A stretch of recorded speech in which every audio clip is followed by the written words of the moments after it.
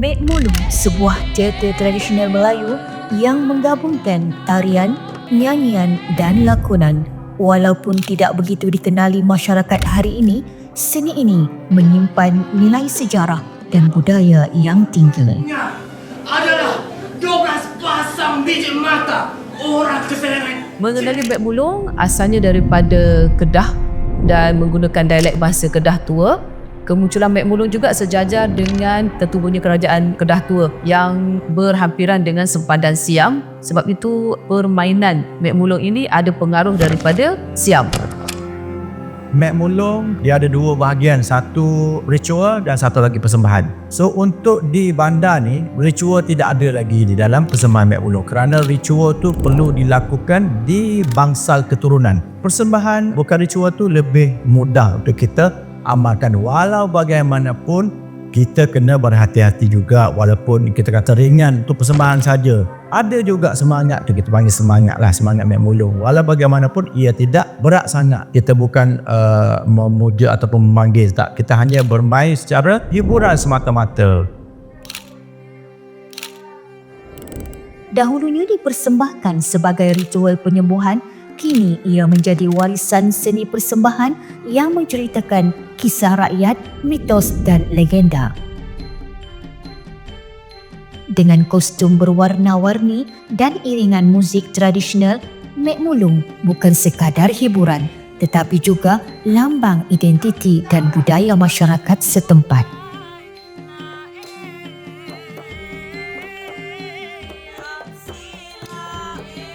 Dari setiap watak yang dihidupkan hingga gerak tari Mek Mulung membawa makna yang tersirat.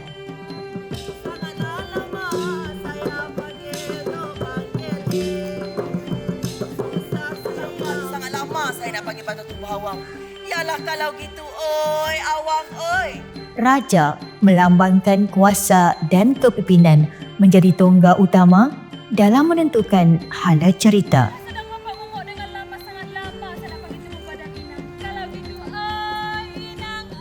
Puteri atau Mek Senik, watak utama wanita yang mencerminkan keanggunan, kesucian dan kehalusan budaya Melayu. Tak boleh. Pasal apa tak boleh pula ni Awang? Awang baru beli Roy semalam.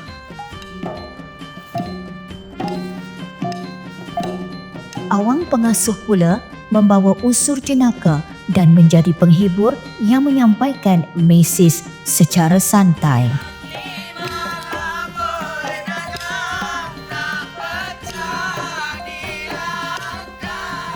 Penari menambah keindahan persembahan melalui gerak tari yang menggambarkan emosi dan suasana cerita.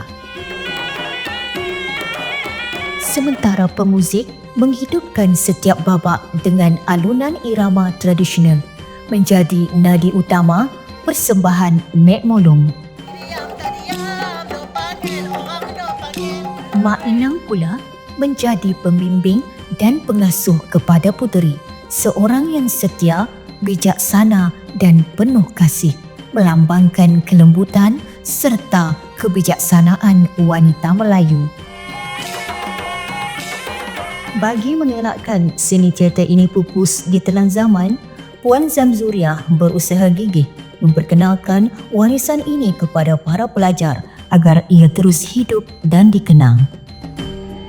Memperkenalkan Mek Mulung kepada pelajar setakat ini saya rasa tidak ada masalah yang terlalu rumit kerana pembelajaran Mek Mulung lebih mudah untuk dipraktikkan berbanding mengenal teater tradisional lain seperti Randai, Mak Yong ataupun GK dan sebagainya. Sebab salah satu keunikan ataupun keindahan yang ada pada Mek Mulung ni, lagu-lagu dia sendiri tu sangat indah untuk didengar dan dinyanyikan dan mudah nak dipelajari. Kalau kita kaji melodi dia dan juga lirik-lirik dia, lebih mudah difahami dan melodi dia pun senang diterima oleh masyarakat.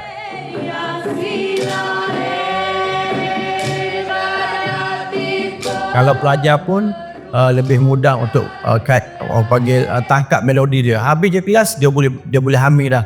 La la la la la la la la. Tarian dia juga tidaklah begitu sukar seperti mana kita nak mempelajari lagu-lagu Mak Yong. Begitu juga dengan bahasa dialek. Jadi penerimaan pelajar untuk mengenal Mek Mulung ni, even saya mengajar dalam tempoh bengkel dalam 3 hari pun, pelajar dah boleh buat persembahan pendek untuk mengenal atau mempersembahkan tentang struktur dalam bentuk persembahan Mek Mulung.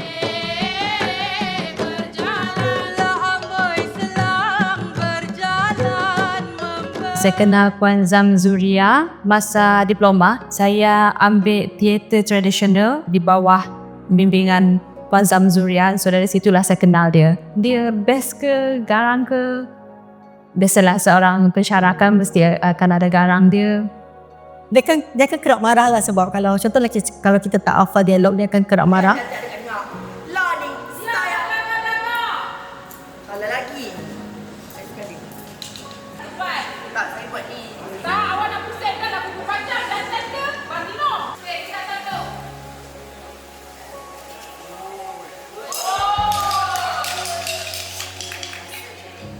Bagi saya normal lah sebagai seorang pensyarah kan. Itu semua cara dia menegur lah untuk kita perbaiki kesilapan kita. Mesti dia akan push kita orang untuk menjadi yang tahap maksimum kita orang boleh pergi. Macam menari, kena menari lebih baik. Lepas tu kalau dah pandai menari, dia akan bagi awak berlakon juga. Dia mengajar pun sangat bagus sebab dia sangat tegas orang dia dan kita senang faham. Untuk saya sebagai watak raja agak sukar untuk saya sebab raja harus mengawal keseluruhan persembahan semasa berjalan lah. Dan lagi satu, bagi saya susah sebab saya orang Johor, saya bukan orang Kedah dan saya tak dapat nak melakukan logat Kedah tu dengan baik. Jangan nak buat fitnah kat adik cik sana dah. Ada cik wah dekat sana semuanya. Tapi Alhamdulillah dengan hasil usaha saya dan Puan Zam banyak bantu saya dapat melakukan dengan baik lah sikit demi hari. Cabaran utama yang saya hadapi semasa latihan kebanyakannya adalah lorat. Ni siapa ni dia panggil gila kau. Sebab mostly saya orang Sarawak. Saya akan cakap banyak Sarawak. Lepas tu saya pelat sikit. Masa tu saya cakap Madam saya tak nak lah pegang watak ni sebab saya rasa saya tak bagus. Saya rasa saya tak dapat deliver benda tu dengan baik. Saya rasa ada lagi orang yang lagi layak daripada saya berbanding saya. Sebab saya betul-betul masa tu saya rasa macam Susah lah. Macam saya adapt dengan saya yang Sarawak ni yang nak faham lorat. saya sudah bagi tahu Madam tu lepas tu Madam cakap macam ni. Saya pilih awak sebab saya nampak bakat kamu. Saya nampak kamu boleh buat semua benda ni dengan baik. Lepas tu dia kata macam ni je. Awak boleh, awak belajar dengan saya, awak boleh. Macam tu je. Disebabkan dia cakap saya nampak bakat kamu. Kat situ saya macam oh rupanya saya boleh So bila ada someone yang memberi saya semangat macam tu, yang membuatkan saya rasa okay, saya nak cuba menari, saya nak cuba berlakon. Semua orang industri tahu Puan Zam Zuria adalah seorang yang sangat hebat. Dia boleh menyanyi, menari, berlakon dan buat semua benda dalam satu masa. Jadi saya berjumpa dengan Puan Zam dan Puan Zam mengenalkan saya dengan Mek Mulung dan Puan Zam mempercayakan saya untuk bermain dalam teater tradisional Mek Mulung lah. Dan sehingga kini saya masih meneruskan.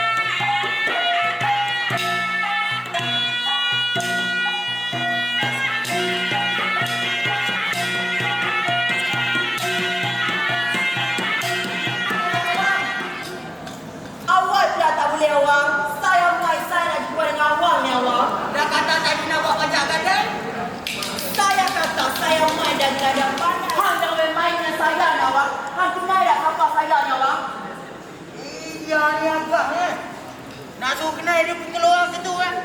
Ya awak.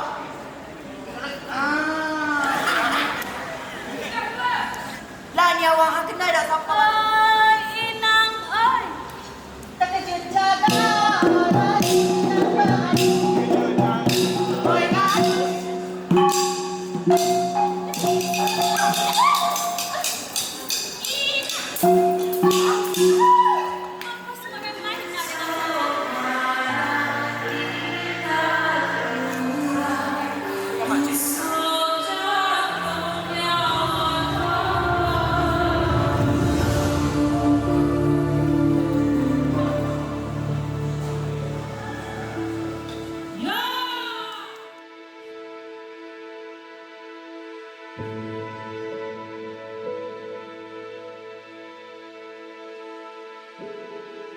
Harapan saya pada dekat madam, semoga apa yang dia buat sekarang untuk memartabatkan lagi seni tradisional Mek Mulong ni semoga berjaya. Saya rasa generasi muda yang akan datang harus kenal dan tahu akan kewujudan teater Mek Mulong ni supaya satu hari nanti teater ni tak akan dilupakan. Belajarlah tradisional kerana tradisional itu akan membawa anda dan juga membawa negara dan juga membawa jati diri masyarakat Melayu. Tanpa tradisional, tak adalah jati diri dan juga tak adalah keistimewaan hak orang Melayu terutamanya. Itu saja. Berjuanglah sampai ke hujung nyawa.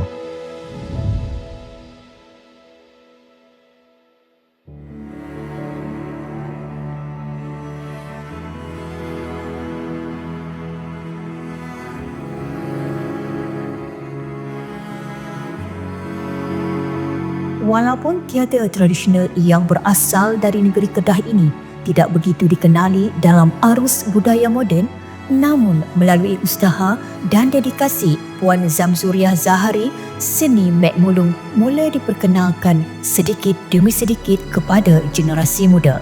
Usahanya bukan sekadar mengajar tentang tarian atau lakonan, tetapi menanam rasa cinta dan penghargaan terhadap budaya tempatan.